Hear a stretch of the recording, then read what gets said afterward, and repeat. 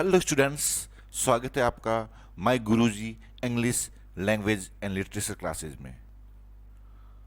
आज के सेशन में हम पढ़ने जा रहे हैं हैज़, हैव और हैड का प्रयोग। स्टूडेंट्स, ये हैज़, हैव और हैड का प्रयोग इंग्लिश में बहुतायत किया जाता है और यह बहुत ही बेसिक बात है। आइए स्टार्ट करते हैं। Use of has and have.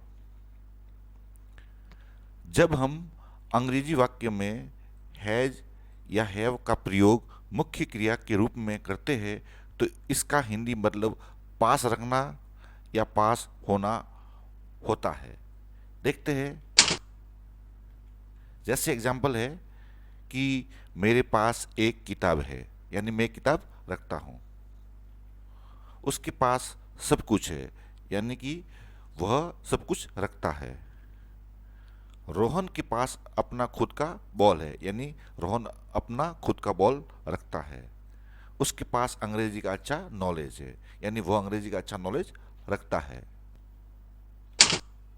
Students, इसमें सबसे पहले अपने को सब्जेक्ट लगाना है, फिर हैज या हैव में से एक लगाना है, फिर ऑब्जेक्ट लगाना है।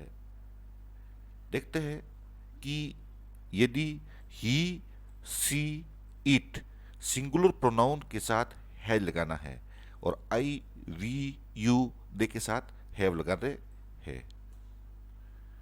दिया हुआ है ही, सी, इट सिंगुलर है तो इसमें से हैज लगाएंगे, और यदि आई, वी, यू, दे या प्लूरल है, दो नाम है, तो हैव का प्रयोग करना होता है।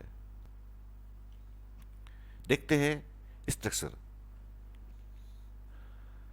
सब्जेक्ट हैज, हैव और ऑब्जेक्ट, जैसा ही मैंने बताया था, सिंगुलर के साथ हैज लगाना है और प्लूरल के साथ में हैव लगाना है। ये सेंटेंस है, सीता के पास एक पेन है या सीता एक पेन रखती है। तो इसका हो जाएगा, सबसे पहले सब्जेक्ट लिख दिया सीता, फिर सीता सिंगुलर है इसलिए हैज आ गया, हैज, फिर ऑब्जेक्ट अ पेन, सीता के पास एक पेन है। दूसरा है, सीता के पास एक कार है। इसमें स्टूडेंट लिखना है सब्जेक्ट सीता, तो इसका हो जाएगा सीता सिंगुलर इसलिए है लगा लिया, अ कार, सीता के पास एक कार है।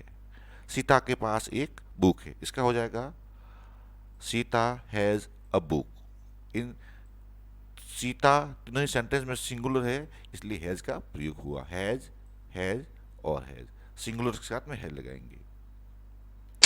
नेक्स्ट देखते हैं, राम के पास एक पेन है या राम एक पेन रखता है। इसका हो जाएगा राम हैज अ पेन, ये भी सिंगुलर है। हमारे पास एक कार है। स्टूडेंट्स, यहाँ पर इस सेंटेंस में देखना हमारे, जो कि एक प्लूरल है तो इसके साथ में लगा देंगे ही। We have a car, I, we, you, they के साथ में हैव लगाना है।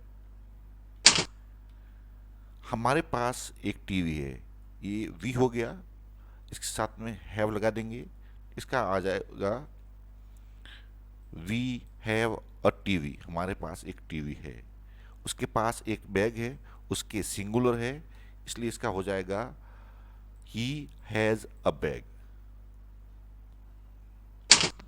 नेक्स्ट देखते हैं, हैड का, हैड इसका प्रयोग मुख्य क्रिया के रूप में करते हैं तो इसका हिंदी मतलब पास रखता था या उसके पास था होता है। यानी रखता था या रखती थी के अर्थ में सिंगुलर प्रोनाउन व प्लूरल प्रोनाउन के साथ हैड लगाते हैं। यानी कि अपने को देखना है कि रखता था या रखती थी के अर्थ में ही, सी, इट सिंगुलर हो या प्लूरल आई, वी, यू, दे हो, इन दोनों के साथ में हैड का प्रयोग करना है। उसमें लिखा था कि सिंगुलर के साथ में हैड था और प्लूरल के साथ में हैव था। इसमें रखता था रखती थी सेंस में दोनों के साथ ही हैड का प्रयोग करना है। देखते हैं, मानस के पास एक पेन था या मानस एक पेन रखता था। तो इसमें मानस हैड अ पेन, सब्जेक्ट आ गया, सिंगुलर हो या प्लूरल दोनों के साथ में हैड लगाना है, फिर ऑब्जेक्ट आ गया। उपासना के पास एक मोबाइल था, उपासना सब्जेक्ट हो गया तो उपासना हैड अ मोबाइल, उपासना के पास एक मोबाइल था।